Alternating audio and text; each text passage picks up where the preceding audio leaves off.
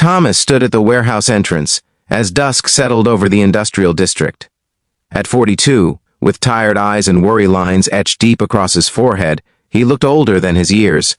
His daughter Emma, 17 now, was home alone again. It had been just the two of them since the accident took his wife 5 years ago. The job posting had been clear: night security guard, graveyard shift, building condemned for asbestos removal. Nobody wanted it. The pay was decent, though, and Thomas needed every dollar for Emma's college fund. She'd gotten into state, full ride almost, but almost wasn't enough. "You the new guy?" a gruff voice called from the darkness. Thomas nodded. The supervisor handed him a flashlight and a clipboard. "Just walk the perimeter every hour. Building's empty. Should be quiet. Should be." Thomas began his rounds at midnight.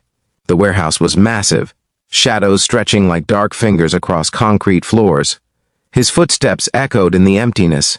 He thought about Emma, probably asleep now, her acceptance letter pinned to the fridge with a magnet that said "Dream Big." Around 2 a.m., Thomas heard it, a soft whimpering from the northeast corner. He froze, flashlight beam cutting through the darkness. There it was again. Not a rat, not the wind, something human. He found the boy huddled behind a stack of pallets. Maybe 8 years old, thin as a rail, shivering in a t-shirt despite the autumn cold. The kid looked up with wide, terrified eyes. "Hey there," Thomas said softly, crouching down. "What's your name, son?" The boy didn't answer, just stared. Thomas took off his jacket and wrapped it around the small shoulders. "I'm Thomas. You're safe now. Can you tell me how you got here?" Slowly, haltingly, the story came out. The boy's name was Michael. He'd run away from a group home after overhearing he was being transferred again. 6th placement in 3 years. He'd been hiding in the warehouse for 2 days, sneaking food from a dumpster. Behind a restaurant. Thomas felt something crack open in his chest. He saw Emma at that age, after her mother died, that same lost look in her eyes. Without thinking twice, he called his supervisor. "I found a child. I'm taking him to the hospital.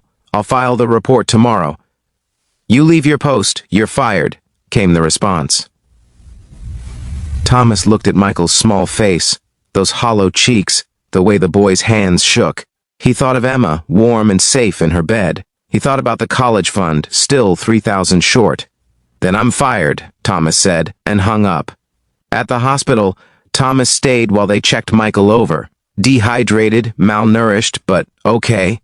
Child services arrived at dawn. Thomas gave his statement, handed over his jacket that Michael refused to let go of, and promised to check on him. Walking to his car in the morning light, Thomas felt the weight of what he'd done.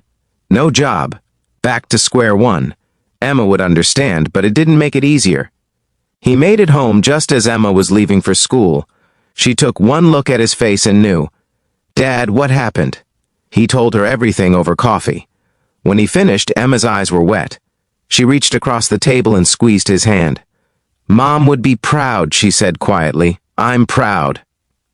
Thomas went to bed but couldn't sleep. Around noon his doorbell rang. He stumbled to the door in his robe expecting a delivery.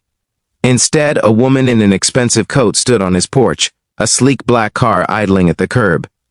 "Mr. Thomas Reed?" she asked. "Yes, I'm Catherine Morgan. I represent Victor Ashford. May I come in?"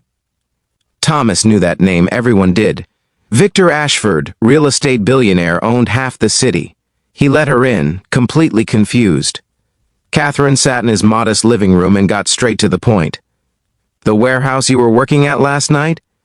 Mr. Ashford owns it. He was reviewing security footage this morning for the insurance company. He saw what you did." Thomas's stomach dropped. "Ma'am, I can explain." She held up a hand. "Mr. Ashford wants to meet you. Now, if possible." 20 minutes later, Thomas sat in the back of that black car, still in shock. They drove to a high-rise downtown, rode an elevator to the top floor. Victor Ashford stood by the window of his corner office, a man in his 60s with silver hair and sharp eyes that had seen everything. "Mr. Reed," he said, turning. "Thank you for coming. Sir, about last night. That boy Michael is my grandson." Thomas went completely still. Victor's face was composed, but pain flickered behind his eyes. My daughter passed away 3 years ago. Drugs. My son-in-law couldn't cope, gave up custody. I've been searching for Michael for 8 months. He kept running from every placement. Last night you found him. Thomas couldn't speak. I watched the footage, Victor continued. You gave up your job, your income. You didn't hesitate. You didn't call it in and walk away. You stayed with him. In this world, Mr. Reed, that kind of integrity is rare. He walked to his desk and picked up an envelope. Michael's going to live with me now. He'll get the help he needs, the love he deserves. Because of you, I have a second chance with my grandson. Victor held out the envelope. I'm offering you a position. Head of security for Ashford Properties. Full benefits, salary that will make that college fund a non-issue.